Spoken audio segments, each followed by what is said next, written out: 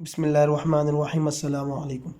आज हमारा first year की जो उर्दू की बुक है उसका एक नया चैप्टर नया कानून, मुसन्निफ़ इसके सआदत हुसैन मंटो हैं। इनके बारे में थोड़ा सा इंट्रोडक्शन हम रीड कर लेंगे और दैन फिर उसके बाद हम चैप्टर की रीडिंग की तरफ जाएंगे। जो मुश्किल अल्फाज के मायने हैं और जो इसका ख़ुलासा बनता है मैं आपको उसको एक्सप्लेन कर दूँगा। दैन फिर जो हमारी सीरीज़ ख़ुलासे की है मैं उसी के अकॉर्डिंग आपको ख़ुलासे भी लिख कर और उसका सियाक़ो सबक मैं वीडियो बना दूँगा। 1912 से लेकर 1955 ये इनकी डेट ऑफ बर्थ है। MCQs के लिए आ सकती है। लुधियाना में पैदा हुए, ये MCQs के अंदर ये वाला वर्ड आ सकता है, यानी ये वाला MCQs आ सकता है। सआदत हुसैन मंटो एक ज़रा थोड़े से ना लिबरल टाइप के एक मुसन्निफ़ थे। लिबरल टाइप के मुसन्निफ़ का मतलब ये है कि थोड़ी सी इनकी जो लैंग्वेज थी, यानी जो ज़ुबान की तहरीर का अंदाज़ था वो ज़रा थोड़ा बोल्ड था, यानी मुआशरे की जो बेहूदगियाँ और मुनाफ़क़त का पर्दा उन्होंने चाक किया। सरगुज़िश्ते असीर, आतिश पारे, लज़्ज़त संग, चुगद, नमरूद की खुदाई, गंजे फरिश्ते और लाउड स्पीकर, ये इनकी मशहूर तसानीफ़ के अंदर से हैं। अब हम चलते हैं। अब ये चूँकि आप जब इनकी डेट ऑफ बर्थ देखें तो आपको आइडिया हो जाएगा ये प्री पार्टीशन से पहले के हैं और ये पार्टीशन के बाद उनकी, यानी कि इनकी इतनी एज नहीं थी, बट ये है कि ये इनका एक अंदाज़े बयां काफ़ी अच्छा था। अब जो हमारे पास चैप्टर की जो मैं रीडिंग अब करूँगा इंशाअल्लाह ताला, तो उसके अंदर अब हमने देखना ये है कि सबसे पहले नया कानून में एक करैक्टर है जिसका नाम है उस्ताद मंगू, मंगू कोचवान। ये एक हिंदू करैक्टर है और ये वो दौर चल रहा है जब अंग्रेज़ों की हुकूमत है सब कॉन्टिनेंट के अंदर, इंडो पाक के अंदर। ये लाहौर का एरिया दिखाया गया, चूँकि सआदत हुसैन मंटो भी लाहौर के ही रहने वाले थे। तो ये किरदार उन्होंने जनरेट किया और उसके अंदर दिखाया गया कि हिंदुस्तानी जो थे, चाहे वो मुसलमान हो या हिंदू हो, उनके दिल में अंग्रेज़ों के लिए नफ़रत थी, चूँकि अंग्रेज़ काबिज़ था। और उसके बाद अंग्रेज़ जो है ना वो, चूँकि ज़ाहिर सी बात है अंग्रेज़ यहाँ पर आया तो हमें जो जो चीज़ें उन्होंने की हैं हमें माननी चाहिए। उन्होंने यहाँ पर कॉन्स्टिट्यूशन लगाया, कवानीन वगैरह दिए और उसके बाद जो बाकी इंफ्रास्ट्रक्चर तो हम जानते ही हैं, बिल्डिंग्स के अंदर, एजुकेशन में, रेलवे में, वो तो सारा उनका काम है ही, लेकिन उनके अपने मफाद थे, वो कोई हमारे हमदर्द नहीं थे। अब इस कहानी के अंदर मैं बयान ये आपको करना चाहता हूँ कि पढ़ने में ज़रा आपका इंटरेस्ट डेवलप हो जाएगा। कहानी थोड़ी तवील है, मैं आपको इसका एक खुलासा सा बयान कर देता हूँ। उसमें ये होता है कि उस्ताद कोचवान, उस्ताद मंगू अंग्रेज़ों से नफ़रत की हद तक जो है ना उसका रवैया क्यों, एक तो ये काबिल है, दूसरा उस्ताद मंगू के साथ वो बदतमीज़ी करते थे। क्योंकि उस्ताद मंगू एक काफ़ी ऊंचा लंबा तगड़ा एक नौजवान था, आदमी था, तो ये इसको बड़ा जलील करते थे। इसके बाद इसको जो है ना वो, तो इसको इसलिए भी उनसे बहुत नफ़रत थी। तो और फिर क्या होता था कि उस्ताद मंगू ना, चूँकि जो जिस तरह जो टैक्सी ड्राइवर होते हैं, ट्रक ड्राइवर होते हैं या जो वैगन ड्राइवर होते हैं, इनके पास इंफॉर्मेशन ज़्यादा होती है, बातें सुनते हैं पैसेंजर्स वगैरह की। तो उस्ताद मंगू भी जो है ना लोगों की बातें सुना करता था, यानी जो कोई मुसाफिर बैठ गए हैं, कोई अदालत से किसी वकीलों को उठाया, उनकी बातें सुनी और उसके बाद जो है ना तालिब इल्मों की बातें सुनी मुख्तलिफ लोगों की, तो वो ना उसके ऊपर अपनी राय दिया करता था। चूँकि ऑब्ज़र्वर था, फास्ट लर्नर था, तो राय दिया करता था। बाकी लोग इसको बड़ा मानते थे कि जी उस्ताद मंगू के पास तो बड़ी इन्फॉर्मेशन है।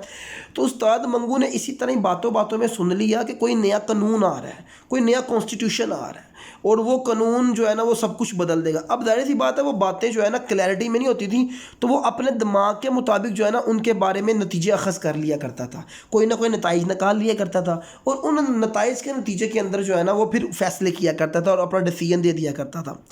तो जैसे अधूरी बातें सुनी और उसके अंदर एक अपना प्लॉट बना लिया। तो अब यहाँ तक तो मैंने बता दिया, फिर अब हम रीडिंग करेंगे तो फिर पता लगेगा कि एंड में कंक्लूजन क्या और सारी चीज़ें बीच में क्या हैं। खुलासा इंशाल्लाह जब मैं आपको पॉइंट्स में दे दूंगा तो आपको नौबत ही नहीं आएगी इसको इतना डीपली जाने की। मंगू कोचवान अपने अड्डे में बहुत अक्लमंद अड्डा वो जगह होती है जहाँ पर लोग अपने घोड़े वगैरह खड़ा करते हैं, जिस तरह ट्रक अड्डा होता है, ट्रैफिक, तो घोड़ों का भी था अड्डा था। गो इसकी तलीम हैसियत सिफर के बराबर थी, इसने कभी स्कूल का मुंह भी नहीं देखा था, लेकिन इसके बावजूद इसे दुनिया भर की चीज़ों का इल्म था। क्यों? ऑब्जर्वर था, लर्नर था। अड्डे के तमाम कोचवान जिनको ये जानने की ख्वाहिश होती कि दुनिया के अंदर क्या हो रहा है, वो उस्ताद मंगू की वसी मालूमात से अच्छी तरह वाकिफ़ थे, जानते थे कि भाई इसके पास इन्फॉर्मेशन है। पिछले दिनों ना उस्ताद मंगू अपनी एक सवारी से ना, अपनी कोई पैसेंजर होगा उससे सुना जी स्पेन में जंग छिड़ने वाली है, अफवाह सुनी। अब ये ऑब्वियसली बात है कि जो पैसेंजर इसके पास बैठते थे वो एजुकेटेड भी होते थे और उसके बाद वो बातें किसी ना किसी बेस पर कर रहे होते थे। तो इसने गामा चौधरी के जो चौड़े कंधे पर, गामा चौधरी इसका जो गांव का बंदा था, उसके चौड़े कंधे पर थपकी देकर मुदब्बराना, मुदब्बराना का मतलब होता है कि बड़े जो है ना वो एक फ़लसफ़ाना अंदाज में ना, फ़लसफ़ी एक बड़ा मुफक्किर किस्म का कलमंद बंदा, पशीन गोई की प्रोडिक्शन कर दी, देख लेना गामे चौधरी थोड़े ही दिनों में स्पेन के अंदर जंग छिड़ने वाली है।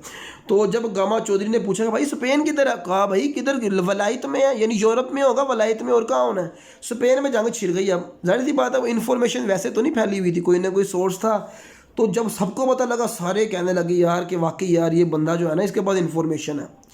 अब थोड़ी देर बाद उस्ताद मंगू जो है ना वो अपनी सवारियों से ताज़ा हिंदू मुस्लिम फसाद पर तबादला ख्याल कर रहा था।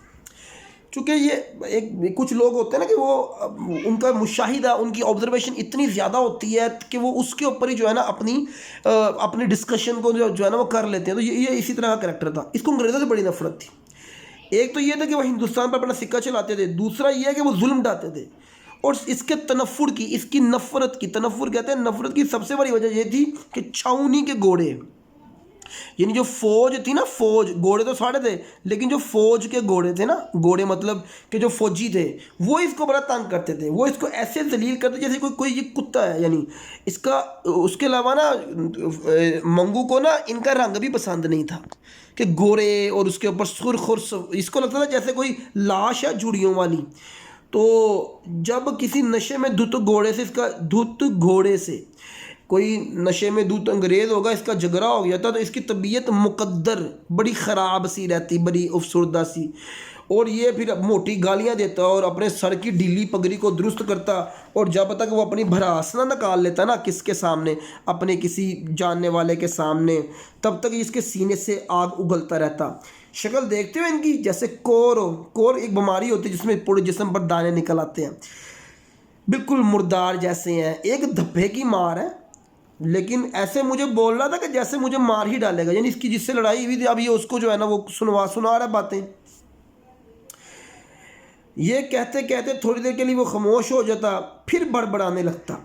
कसम है भगवान की, इन लाट साहिबों के, लाट साहिब घोड़ों को ना लाट साहब कहते थे क्योंकि वो मालिक थे, कि नाज उठाते उठाते तंग आ गया हूँ। जब भी इनका मनहूस चेहरा देखता हूँ रगों में खून खोलने लग जाता है। कोई नया कानून वनून बने तो इन लोगों से निजात मिले, तेरी कसम जान में जान आ जाए।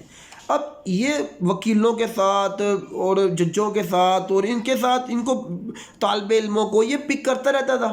तो ये इसके पास इस तरह की इन्फॉर्मेशन थी, कोई कानून आ जाए तो कुछ ना कुछ बन जाएगा।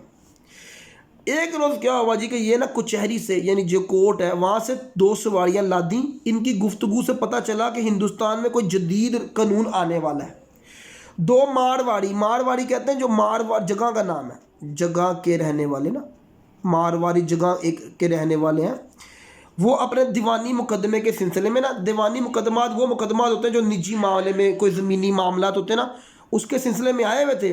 तो वो भी बात कर रहे थे कि भाई जदीद एक्ट कोई आ रहा है तो 1 अप्रैल को ना वो नाफिज हो जाएगा, सब कुछ बदल जाएगा। जाहिर सी बात है उन्होंने कोई अपनी राय कायम की इसको। अच्छा वो कहते हैं जी, दोनों में से किसी ने पूछा यार ब्याज के मुतालिक, ब्याज कहते तो सूद, सूद के मुतालिक भी कोई कानून आ रहा है। तो दूसरे ने कहा यार ये तो पूछना पड़ेगा। अब इन मारवाड़ियों की बात से ना इसके दिल में कोई ऐसी खुशी के लड्डू फूट रहे थे। वो हमेशा अपने घोड़े को ना गालियाँ देता था, गुस्से, अपना गुस्सा बेचारे मासूम पर निकालता था। आज उसने ना उस घोड़े की जो बागें थी ना, यानी वो जो रस्सियाँ जिससे उन्होंने घोड़े को संभालते हैं, उसको ढीला कर दिया, कहा चल अपनी मर्जी से चलता रहा। मारवाड़ियों को सिर्फ ठिकाने पर पहुँचाया। अनारकली में दीनू हलवाई की दुकान पर आधा से लस्सी पी, बड़ी डकार मारी और बुलंद आवाज में कहा हद तेरी ऐसी की तैसी। जैसे बंदा खुश हो कहता है ना कि अब अंग्रेज हो, तुम्हारी ऐसी की तैसी कानून नहीं आ रहा है। अच्छा जी। शाम को जब वो अड्डे को लौटा तो खिलाफ मामूल कोई बंदा उसको ना मिला। अब उसके दिल में था कि मैं अपने दोस्तों से शेयर करूं सब कुछ। और एक आधे घंटे तक जो है ना वो चाबुक बगल में दुबई स्टेशन के अड्डे की आहनी छत के नीचे बेकरारी के हालत में टहलता रहा। यानी वो जो घोड़े को मारने वाला जो होता है ना, चाबुक कहते हैं, वो जो घोड़े को मारने के लिए, घोड़े को तेज़ भगाने के लिए वो एक उनके पास लाठी टाइप होती है। अब इसके दिमाग में बस यही बातें आ रही थी, अच्छे अच्छे ख्यालात आ रहे थे। नया कानून नाफिज होगा तो उसको लग रहा था कि नई दुनिया ही आ जाएगी। वो इस नए कानून के मुतालिक जो पहली अप्रैल को नाफिज होने वाला था, अपने दिमाग की तमाम बत्तियां रोशन करके गौर व फिक्र कर रहा था। अब इसके कानों में ना वो जो मारवाड़ी में से एक ने कहा था ना, यार ब्याज के मुतालिक क्या होगा। अब ब्याज जो थे ना, वो अंग्रेज ब्याज लेते थे, सूद लेते थे इन मुसलमानों से, हिंदुओं से। अब इसके ध्यान में था कोई नया कानून आएगा तो हमारा फ़ायदा हो जाएगा। बड़ा मसरूर था, खुश था। मसरूर का मतलब होता है बहुत खुश था वो कह रहा था अब इन गोरे गोरे सफ़ेद चूहों को देखता हूँ क्या होगा। अब क्या हुआ कि जब नथु गंजा पगड़ी बगल में दबाए दाखिल हुआ, नथु गंजा कोई इसका साथी होगा, तो इसने कहा पहले हाथ तो मार, ऐसी खबर सुनाऊंगा कि तू खुश हो जाएगा। फिर उसने मज़े से अपने कानून के मुतालिक सुनाया और कहने लगा, तू यार देखता जा, नथु गंजे के हाथ पर हाथ मारा कि ये रूस वाला बादशाह कुछ ना कुछ करेगा। अब मैं आपको बताता हूँ यहाँ पे ठहर के ये रूस वाला बादशाह क्या है। ये वो दौर है कि जब रशिया के अंदर जो है ना, वो रेड फ्लैग ना, यानी वहाँ पर जो है ना वो सोशलिज्म का सिस्टम आ गया था। और सोशलिज्म के अंदर क्या होता है कि जो लोगों के पास इख्तियारात आ जाते थे, आए हुए थे। तो वहाँ का जो बादशाह था, लेनिन उस टाइम बादशाह था रशिया का, तो उसने जो है ना वो मतलब इस तरह की मोटिवेशन थी कि वो कहता था यार ये रूस वाला बादशाह जो है ना ये कुछ ना कुछ करेगा लाजमी ना। तो उसको लगता था कि जो नया कानून आ रहा है ना, ये रूस वाला बादशाही जो है ना वो लेकर आ रहा है। उसके जहन में ना ये ख्यालात थे कि रूस वाला, क्योंकि उसने कुछ ना कुछ तो जोड़ना था ना, तो वो अपनी तरह से बातें जोड़ता था। और दूसरा ये हुआ था कि पेशावर के में ना कुछ सुर्ख पोशों की तहरीक जारी थी, सुर्ख टोपी वाले। पाचा खान एक हमारे इधर पेशावर में वली खान, जो पेशावर की अवामी नेशनल पार्टी का मेंबर जो थे, जो उसका जो बाप था पाचा खान, वो पाकिस्तान बनने से पहले जो है ना, पेशावर तो पहले से मौजूद था। तो वहाँ पर उन्होंने तहरीक चलाई थी अंग्रेज़ों के ख़िलाफ़। तो ये कहता था कि ये जो तहरीक है ना, ये भी वो रूस वाला बादशाही जो है ना कर रहा है। फिर पता लगता कहीं पर कोई बम साज पकड़े गए हैं, कहीं पर बगावत हो गई है। तो इसको लगता है कि लोग जो है ना, अब ये ऐसे नहीं वाक़ियात हो रहे, ये किसी न किसी नए कानून की वजह से लोगों में मोटिवेशन मिल रही है अंग्रेज़ों के ख़िलाफ़। अब आपको बात समझ लगी कि वो अपने से प्लॉटिंग कर रहा था खुद। अब क्या हुआ, एक रोज़ दो बैरिस्टर, दो वकील जो थे इसके टांगे पे बैठे, और उनमें से कहा कि यार कि जदीद आइन का दूसरा हिस्सा फेडरेशन है। फेडरेशन कहते हैं कि एक मेन गवर्नमेंट होती है, यानी एक मेन सेंट्रल गवर्नमेंट है, जैसे पाकिस्तान फेडरेशन है, इस्लामाबाद की मेन गवर्नमेंट है, 5 सूबों की जो है ना प्रोविंशियल गवर्नमेंट है। तो वो आपस में डिस्कशन कर रहे थे कि यार ऐसी फेडरेशन आ रही है, हमने कभी सुना ही नहीं, कानून कोई भी नया नहीं आ रहा था, मे भी डिस्कशन चल रही होगी उस दौर के अंदर, और ज़्यादा अल्फाज अंग्रेज़ी के थे। अब इसको समझ नहीं आ रहा था क्या चीज़ है, तो इसको लगा कि ये दोनों जो है ना उस कानून के ख़िलाफ़ हैं। तो इसने कहा ये टूडी बच्चे, टूडी वो ना अंग्रेज़ों को जो जिनसे ये नफ़रत करता था उनको कहा करता था टूडी बच्चे हैं ये, जिस तरह आजकल हम कहते हैं मम्मी डैडी बच्चे। तो ये उसको जो है ना उसने, अच्छा अब क्या हुआ इस वाक़ये के ना तीसरे रोज़, यानी इस वाक़ये के जब इसने 2 बैरिस्टर्स को बैठाया ना, 2-3 तालिब इल्म थे, इसने इनको गवर्नमेंट कॉलेज से पकड़ा, और वो अब जो तालिब इल्म थे वो भी बातें कर रहे होंगे कि यार नया कानून आ रहा है, सरकारी नौकरियां मिल जाएंगी, चलो हमारा भी कुछ बन जाएगा, और यानी इस तरह की वो बातें कर रहे थे। तो इस गुफ्तगू ने उस्ताद मंगू के दिल में जदीद आइन की अहमियत और बढ़ा दी। वो समझने लगा यार कोई ऐसी चीज़ है कि जिससे सब कुछ बदल जाएगा। अब क्या हुआ जी कि इसको लगता था कि जैसे वो कहने लगा कि इसने अपने घोड़ों का वो साथ आ जाता, इसके सामने अपने घोड़े का वो साथ आया था जो जिसने 2 बरस हुए चौधरी खुदा बख्श से बड़ी ठोंक बजा कर खरीदा था। इस साज पर जब वो नया था, जगह जगह लोहे की निकल चढ़ी हुई थी किले, यानी इसने ना एक नया साज लिया था अपने घोड़े के लिए ना, उसको उसके ऊपर यानी जब वो बछाते हैं पूरा, जिससे वो पीछे टांगा बांधते हैं, तो उसने नया खरीदा था। तो इसको लगा कि जिस तरह मेरे पास वो नई चीज़ थी, कानून भी कोई ऐसा नया होगा सब कुछ बदल देगा। अब 1 अप्रैल तक ना उस्ताद मंगू ने बहुत कुछ सुना और अपने दिमाग में एक ख्याल बना लिया कि बस अब 1 अप्रैल आ जाए। अब जब 1 अप्रैल का दिन था ना, वो सुबह सुबह उठा, इसने बाहर निकला, और इसकी तबीयत आज बड़ी गैर मामूली तौर पर मसरूर थी। इसने सुबह के सर्द धुंधलके यानी धुंध निकली हुई थी, धुंध में, और खुले बाजारों का चक्कर लगा। इसको हर चीज़ पुरानी नजर आई, आसमान पुराना, सब कुछ पुराना। इसने ना एक नई कलगी ली थी, घोड़े के सर पर ना एक ताज टाइप ना एक लिया था ज़रा घोड़े को सजाने के लिए ना। तो अब इसको लगा 14 आने का। तो अब घोड़े की टापों से सारी आवाज़ें गूंज रही थी, लोग कोई नज़र नहीं आ रहे थे। मायूस नहीं हो सका, अभी तो 9 बजे खुलेगा हाई कोर्ट, 9 बजे ही तो काम होता है, नया कानून तो तभी नज़र आएगा ना। अच्छा जी, इसके बाद ये माल रोड पर आ गया और उसने देखा जी वहाँ पर लोग जो है वो क्या कर रहे हैं, वही उसी तरह ही आपस के अंदर जो है ना वो खाना पीना चल रहा है और सारा कुछ वही चल रहा है निज़ाम। अब इसको लगा जी कि कानून नया आने वाला तो कुछ ना कुछ तो होगा, लाजमी होना, या इसका ये ख्याल था कि जिस तरह फॉर एग्जांपल वो लीडरों की अजमत का अंदाज़ा ना, लीडरों की अजमत का अंदाज़ा इन इस चीज़ के अंदर वही बातें जो मैंने आपको बता दी, इस बात से लगाया करता था कि जिस लीडर के गले में ज़्यादा हार हो ना, वो कहता था यार ये बंदा कमाल का है। या किसी लीडर की लड़ाई में, कोई जुलूस में कोई लड़ाई हो जाए तो वो भी कहता था यार ये बड़ा बंदा है। अब वो कानून को भी ना अपने दिमाग में इसी तरह तोलना चाह रहे थे, कुछ ना कुछ तो हो, कोई हंगामा, कोई शोर शराबा, कोई इस तरह की चीज़। अब सब कुछ खामोशी थी। वो अपने टांगे को लेकर माल रोड पर आ गया और सामने जो है ना छावनी थी, छावनी की सवारी मिल गई, यानी वही वो जो फौजी होते थे उनकी। इसका दिल तो किया कि दफ़ा करूं, लेकिन फिर इसने कहा कि चलो यार पैसे जो मैंने लगाए हैं इनसे ही पकड़ता हूँ जाकर ना, उस यानी कि जो मैंने 14 आने की कलगी ली है इससे इससे पूरे करता हूँ। घोड़ा नज़र आया, उस्ताद मंगू घोड़ों से नफरत थी, लेकिन इसने जो है ना वो कहा कि आज जो 14 आने खर्च किया इसकी जेब से वसूल करते हैं। इसने वहाँ पर आया, पिछली नशीब पर बैठे घोड़े से पूछा, वो घोड़ा जो था वो आ गया, वो पिछली नशीब पर बैठ गया। कहा जी साहब उधर कहाँ जाना है, कहाँ जाना मांगता है। अब वो चूँकि अंग्रेज़ उर्दू बोलते थे ज़रा थोड़ी गुलाबी किस्म की, तो इसको साहब बहादुर जब उसने कहा ना इसको, तो इसके इसके मुंह के ऊपर बड़ा गुस्सा था और इसकी होंठ फड़फड़ा रहे थे ऐसे करके, यानी ये सारा उसके चेहरे का ना खींचा गया है। पास ही गाल के अंदर जो मध्यम सी लकीर नाक के नथने से थोड़ी के बलाई से तो चली जाती है, एक लर्जिश के साथ गहरी हो गई। जब हमें गुस्सा होता है ना तो हम दांत खींचते हैं और कान की नथने फुला लेते हैं, बिल्कुल इसके दिल में भी ना ऐसे ही था। इसको लगा ये घोड़े को ना जलाकर राख कर दे। उस्ताद मंगू जो अपने दाएं हाथ से बाग के बल खोलता तांगे पर से नीचे उतरने वाला था, अपने सामने खड़े घोड़े को देख क्यों रहा था, गोया इसके वजूद के जर्रे जर्रे को अपनी निगाहों से चुबा डालेगा। अब उसने पूछा कि भाई कहाँ जाना है तूने, तो गोरे ने इसको पहचान लिया क्योंकि ये वही गोरा था जिससे इसकी पिछले साल लड़ाई हुई थी। गोरे ने कहा जाना मांगता या फिर गड़बड़ करेगा। इसको यानी कि गोरे ने इसको पहचान लिया।